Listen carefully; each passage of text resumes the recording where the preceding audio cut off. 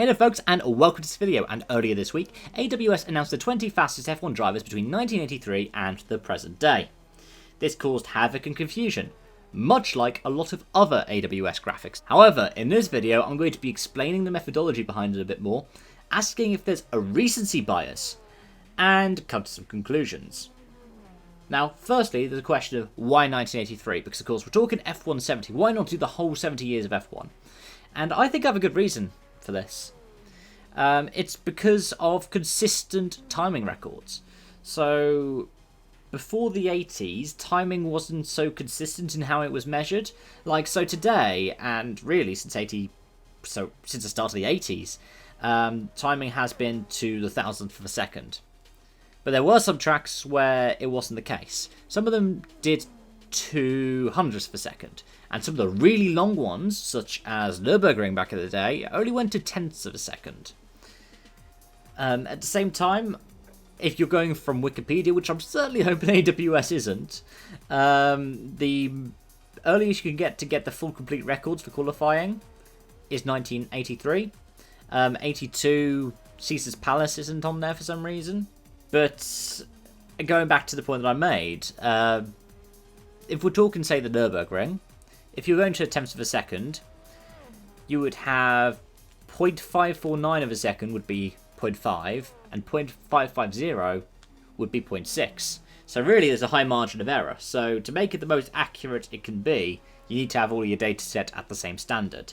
And you're not going to suddenly change everything to within tenths of a second, because that would mean that you'd have a bunch of people really, really close together or really, really far apart. But yeah, let's talk a bit about this list. So the top three aren't really so surprising. Senna, Schumacher and Hamilton. And it goes all the way down to, surprisingly, the other end of the top 20 is Alain Prost. So the way it's done is apparently by measuring people against their teammates, because supposedly they're supposed to have the most equal cars, and then you just matched off over time. So for example, let's talk Rubens Barrichello. Was teammates with Schumacher. Was teammates with Button. Was teammates with other drivers such as, well, I think Hulkenberg. There's also, who's not on the list, but Maldonado. And that's how you can create the data set that Rubens Barrichello's on. With Jarno Trulli, has a variety of teammates over time, including, of course, Fernando Alonso. And if you look at someone like Fisichella, well, you'd be putting in, say, a Kimi Raikkonen, or, again, a Fernando Alonso. It's nice when you do the kind of ones where it's comparing people who've had very few changes in teammates. Lewis Hamilton, for example. Or, say, maybe Max Verstappen.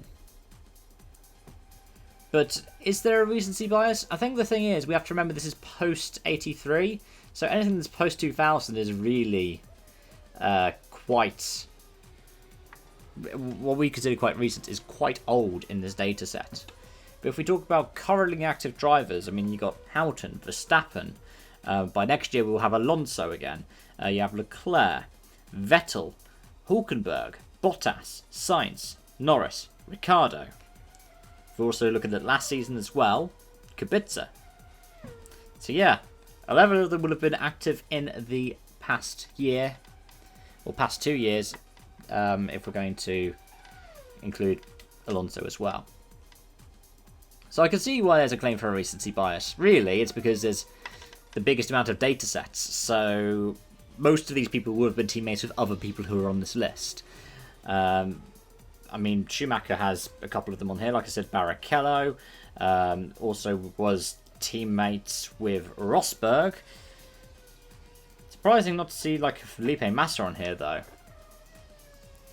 But the big question is, people are like, how come Heikki Kovalainen ends up in P8? Or Jarno Trulli in P9, and then you've got Prost down in 20th. Well, I don't really know. I don't really have the answers to that. There's also the other kind of criticism I have, which is it doesn't factor in the idea that sometimes the second car is slower than the first one. So, I mean, the gap between Barrichello and Schumacher on here is, what, 0.331 of a second. But maybe it would have been closer if they were both given the equal amount of resources behind them. Also, I'm sorry, because part of the methodology, they were like, okay, we're going to eliminate any wet weather qualifying sessions. I don't think that's exactly fair either. I mean, of course, the top 3 would be further up the pack, because Senna, Schumacher and Hamilton have all been really good in the wet for qualifying. And that's not necessarily dominant cars, it's also because of their skill.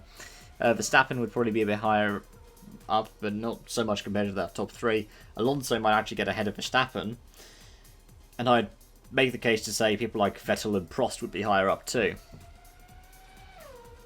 But, yeah, I mean, there are ways that I would put caveats on this.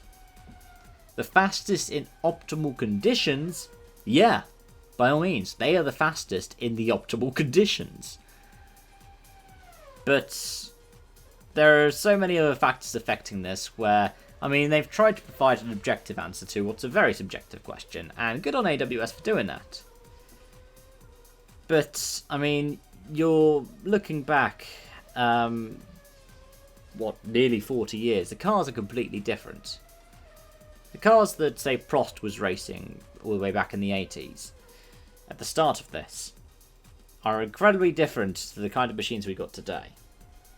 And even the cars at the midpoint, so that would be, at this point we'd be talking about 2002, so the F2002.